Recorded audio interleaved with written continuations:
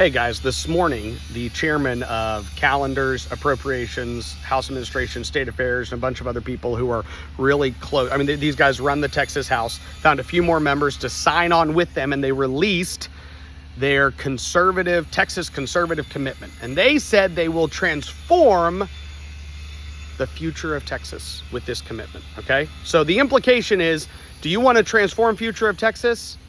Then we're going to do this for you. Now, you're going to see a shift over the next several months where House leadership is going to talk about policy instead of reforming the Texas House and changing the relationship that Republicans currently have with Democrats, okay?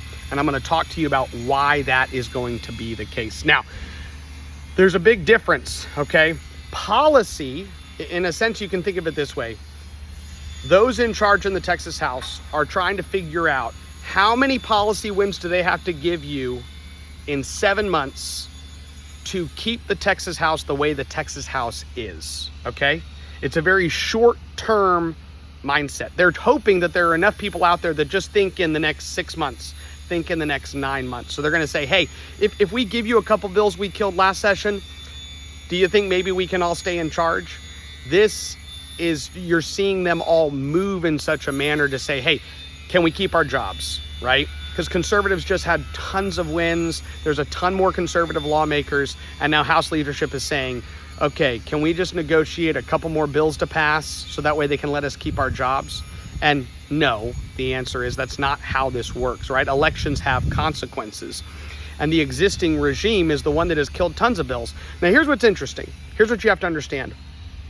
There are quite a few members that are saying we need to get rid of Democrat chairs. We need to elect the Speaker and caucus without the Democrats actually selecting Dade Phelan, and we know they will. We need to actually make sure that even if Dade leaves, we don't just replace Dade Phelan with a guy that has a different first name and a different last name, but the entire House leadership stays the same. This commitment is trying to kind of create a path for everything to stay the same, even if we maybe change one or two names of people at the top. Now, why are so many Republicans, though, saying, no, you have to get rid of Democrat chairs. You have to elect the Speaker and caucus without Democrats. You have to actually make other structural reforms like you see in the contract with Texas. You have to make these structural reforms because this is about a long-term shift in how the Texas House operates. And here's the thing. You want to know what bills weren't on the commitment with Texas that Dustin Burrows and other members worked to kill? A China land ban. Oh, what about putting the 10 Commandments back in classrooms? What about protecting detransitioners? Okay, was that on the list? No. What about ESG legislation that the Texas House killed that the Texas Senate passed? No. What about the 10 election integrity bills that passed the Senate and died in the House? Not in the commitment with Texas. Not even on the list of things they're going to get to transform the future of Texas, right? What about birth certificates? Right now, transgender parents can change the birth certificate of their kid. They can tell their son that he was born a girl and they can have a government document lie to him. What about that? No, you don't need to do those things to transform the future of Texas, guys. You just have to pass these 7 or 8 bills. 7 or 8 bills that we know we can pass because there's a 20 vote margin for some of these bills. There's a 30 vote margin for some of these bills to pass the House floor. So why? Why are they trying to shift the conversation to quote unquote policy? Because they're trying to figure out how much do I need to give you for you to keep me in charge, right? That's really what this is about. House leadership saying, how much do I need to give you to keep me in charge? And if I give you some short-term wins, can we just maybe kind of get past all this? Because here's the other thing you have to remember. 2 sessions ago, China land wasn't even getting discussed. And China land is the tip of the iceberg regarding China policy, right? 2 years ago, Drag Queen Story Hour wasn't even being talked about culturally a lot. 4 years ago, it wasn't even on anybody's radar. The Texas Senate passed a bill this session to say, hey, if a library hosts a drag show in the presence of a child, they don't get any more taxpayer money. We defund the library. Texas House killed that bill. That bill is not on the commitment with Texas. Maybe because Dustin Burrows is trying to keep it on the list of bills that he's going to use to trade with Democrats at the end of this session again, right? Most of the bills that Dustin Burrows traded with Democrats, I'll let you kill these 36 bills, right? They're not on this list. So you can even see how they're reserving all this policy that they're going to hold on to say, hey, because their goal, if the commitment were enough, would be we don't have to change the Texas House. We just have to pass a few more conservative bills. Now, we know we're going to pass more conservative bills this session. Doesn't matter. It's going to happen.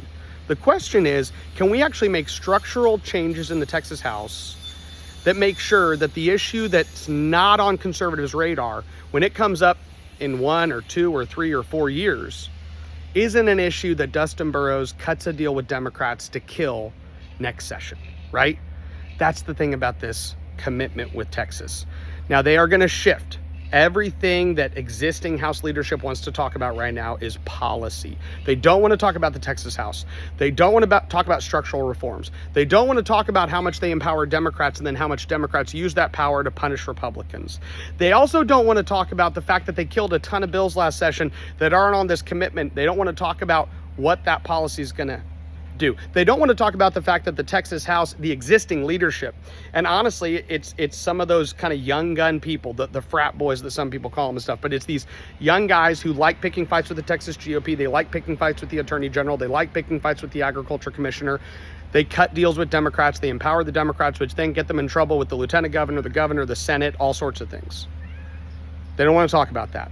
So they've released the commitment with Texas to say, hey, here are some bills, and if we pass these bills, is that enough bills for you to keep us all in charge? Now, I want you to recognize what I'm not saying. I'm not saying to keep Dade Phelan in charge, okay? To keep us all in charge. Because the other thing you have to recognize is the fact that some of these guys, like, this isn't about Dade. This is about them, right? And most politicians, that's the way it is. So for Greg Bonin and for Dustin Burrows and for all these guys, as long as they get to stay in charge, it can be a different speaker. I mean, let me be clear. They will take a different first name and last name in the speaker's chair as long as all of the power players stay the power players. The people that cut the deal with Democrats still stay the people that cut the deal with Democrats. That's what this is about. So the commitment with Texas has come out. Let me talk about the good news of the commitment with Texas. The good news of the commitment with Texas is that we have taken the Republican Party. And when I say we, I mean the conservative grassroots in Texas all across the state has taken the party so far in the right direction that even the existing House leadership that cut deals with Democrats and killed 50 different conservative bills. By the way, go to Texas Scorecard, 48 conservative bills that died in the Texas House. You can see all these bills they killed. But you take those people and you realize that those same guys are now saying, hey, here's a bunch more conservative policy we're going to give you. Come on, please, keep us in charge. I'll give you more. I'll give you more. So they're trying to satisfy the grassroots. They're saying, hey, can you please not make it about the foundation? Can you please not make it about structurally changing the House? Can you please not make it about culturally reforming a kind of broken, toxic place? No. So they're going to make it about policy. You're going to hear them talk about policy. And here's what you have to realize. The grassroots, the Republican Party, a lot of people are united behind structurally changing the House so that this place stops being a chamber that we're at war with. That's what we need to stop. We need the Texas House to not be at war with the Republican Party and the statewide officials and the grassroots and so many other people. And the only people they're not at war with are all the Democrat chairs in the Texas House, right? We're trying to change things in such a way in Texas so that we don't have these battles every 2 years. But that would require some people in the Texas House to lose some power. So for them, they're really going, if I can figure out a way to stay in power, even if it's for 2 more years, even if it's for 4 more years, I'd like to keep this as much the same as possible. So that's what the Texas conservative commitment starts. Now, just because somebody has signed the commitment, last thing I'll say, just because somebody has signed the conservative commitment does not believe they believe everything I just said, okay? So last thing I'll say, it doesn't mean. So just because somebody's name is on that commitment, look, these people were begged by House leadership to sign that letter. I mean, over and over and over, begged, please sign on to this document, right? So I just want to be clear, just because somebody's name on there doesn't mean that's there, but it does mean that there's somebody who is influenced by the existing House leadership that want to keep things as much the same as possible. So there you go. God bless you.